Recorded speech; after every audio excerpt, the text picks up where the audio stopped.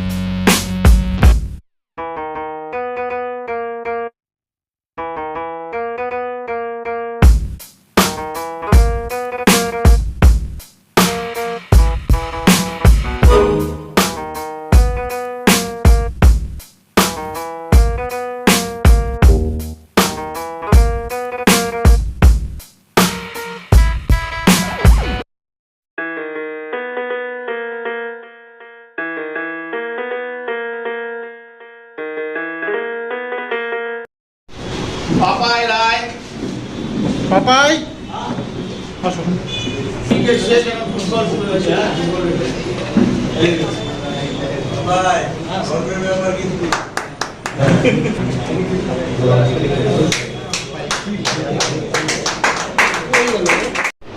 আজকালকার দর্শকরা তাই কখনো এরকম ভাববেন না যে আপনি সব জেনে গেছেন, দর্শকরা কিছু জানে না। এই কথা একটা মনে রাখতে হবে। আর ফিজিক্যাল ফিটনেস আর প্র্যাকটিসটা রাখতে হবে। যে আমি সার্টিফিকেট পেয়ে গেলাম, হয়ে গেল, ঠিক আছে। ভলিতেও গ্রুপ আছে, ফুটবলও গ্রুপ আছে, ক্রিকেটও গ্রুপ আছে।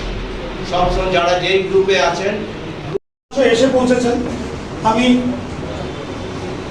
ওনাকে এখন অনুরোধ করব আমাদের সভাপতিকে যে খাতা দিয়ে এবং ফুল দিয়ে বরণ করে নেওয়ার জন্য, যাতে আপনাদের সুস্থ পরিচালনার মধ্য দিয়ে বজায় থাকে সেটাই কামনা করব।